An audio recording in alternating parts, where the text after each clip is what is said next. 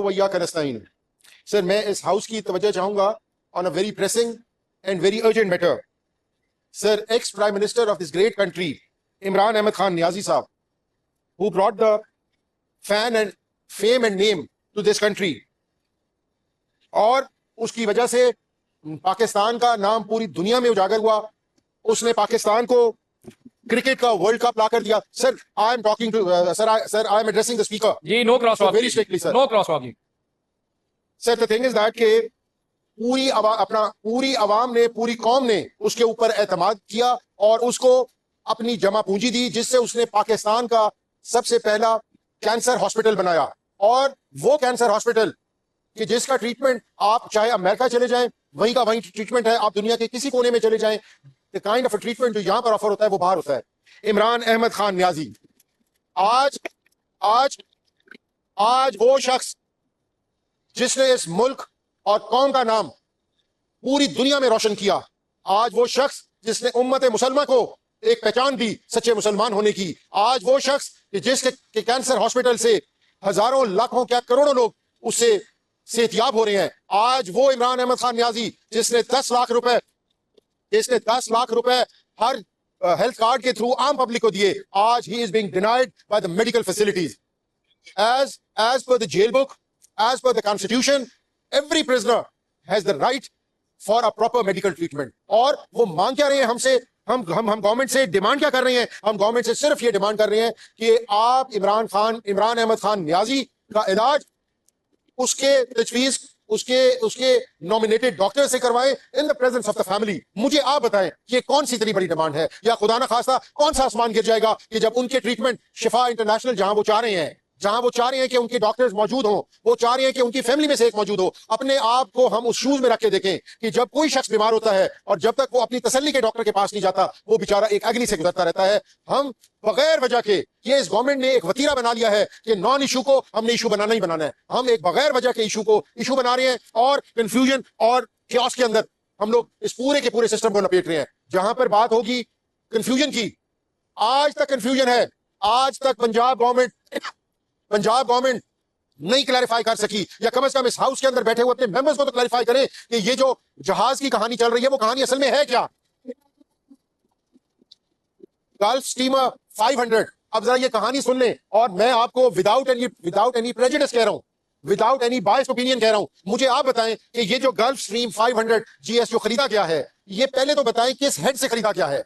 ये सबसे पहला सवाल ये आपके मेंबर्स करते हैं जो पंजाब असेंबली के अंदर बैठे हुए हैं। आपके 12.5 करोड़ अवाम पंजाब की आपसे सवाल करती है कि ये किस हेड से खरीदा गया। कभी कहा जाता है कि ये पंजाब एयर बन रही है उसके लिए खरीदा गया। अगर पंजाब एयर बन रही है, उसका चार्टर किधर है? उसकी सिविल एविएशन अथॉरिटी के अंदर उसकी रजिस्ट्रेशन किधर है? और अगर ये सीएम साहिबा के लिए खरीदा गया तो आप बताइएगा ये कहां का असूल है कि ये जो जेटलाइनर है, ये वो जेटलाइनर है जो ट्रांस अटलांटिक फ्लाइट्स के लिए होता है।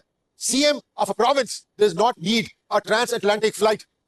अगर ये लिया गया है तो ये किस बुनियाद पे लिया गया है? कोई लग्जरी की, कोई अयाशी की कोई लिमिट होती है। वो मुल्क जिसकी इकोनॉमी को आप लोगों ने तबाही के दहाने पर खड़ा कर दिया, वो मुल्क, वो उसका सूबा प्रोविंस पंजाब, जिसके अंदर मोर देन 50% जो है वो ज़राअत से मुंसलिक है। ज़राअत तबाह हो चुकी है, इंडस्ट्री बंद हो चुकी है, अनएम्प्लॉयमेंट जो है आसमान के ऊपर है, इन्फ्लेशन आसमान के ऊपर है। और जो सबसे खतरनाक, जो ट्रांसपेरेंसी इंटरनेशनल ने जो सबसे खतरनाक जो अभी दिया है, अपना उन्होंने डेटा दिया है और तजिया दिया है, वो ये है कि गरीब और अमीर की जो पैरिटी है वो बढ़ती जा रही है। मकसद कहने का ये है कि जो अमीर है वो अमीर तर होता जा रहा है और जो गरीब है वो गरीब तर होता जा रहा है। तो इससे जो मुआशरे का तवाज़ुन खराब होगा, इससे जो मुआशरे के अंदर तासुब फैलेगा। एक क्रूजर V8 के ऊपर अपना एक फैमिली जा रही है, उसका बच्चा जो है वो आधा बर्गर खाकर जब बाहर फेंकेगा तो वो शख्स जो बाहर बैठा हुआ है, जिसके बच्चों ने सुबह से कुछ नहीं खाया, उसके दिल पर क्या गुजरेगी? ये नफरतें आप लोग बो रहे हैं, ये नफरतें तफरका आप लोग डाल रहे हैं सूबे पंजाब की आवाम के अंदर, ये एहसास महरूमी आप लोग बो रहे हैं। हमारा सिंपल सवाल है, पूरी आवाम का सवाल है, 12.5 करोड़ पंजाब के मेंबर्स आवाम का सवाल है, हमारे MPs का सवाल है कि अपनी पोजीशन क्लैरिफाई करें। Minister finance has to give a statement कि जहाज लिया गया किस अपना हेड से लिया गया, किस पर्पस के लिए लिया गया।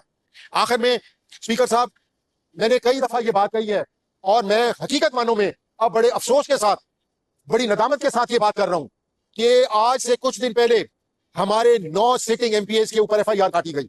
उसके अंदर से 4 MPs, हसन मलिक साहब सरगोधा से, सरदार तैयाब राशिद सिंधु साहब शेखोपुरा से, सरदार सरफराज डोगर साहब शेखोपुरा से, और सैयद रिफत शाह साहब हमारे जेलम से, और हमारे एमएनए शफकत अब्बास साहब सरगोदा से, और एक्स एमएनए उमर मलिक साहब को इस्लामाबाद की सड़क से गिरफ्तार किया गया।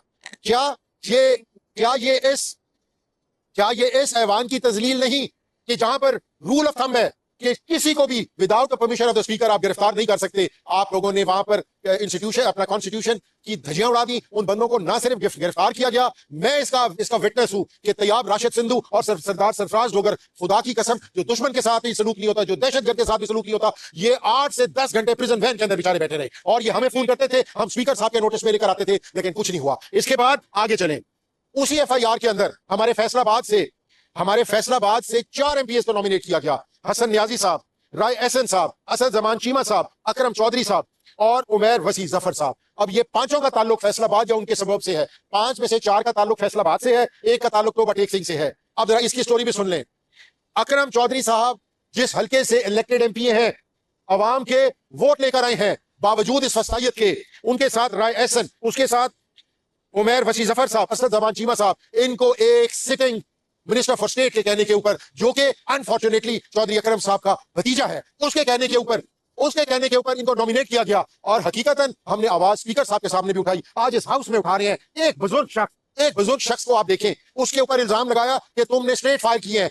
जब अदालत ने पूछा कि हमें दिखाओ पुलिस वाले कोई जख्मी हुए, कहते हैं जी हमने बुलेट प्रूफ पहनी हुई थी इसीलिए हम लोग जख्मी नहीं हुए। कोई खौफ खुदा खाएं, कोई असेंबली का वकार रहने दें, कोई असेंबली के मेंबर्स का ऑनर रहने दें, कोई असेंबली के मेंबर्स की डिग्निटी रहने दें। याद रखें स्पीकर साहब, you being the custodian of the house, you are the custodian for both aisles of the house. You have to be unbiased. आपकी इज्जत हमारे साथ, हमारी इज्जत आपके साथ है। Thank you ji.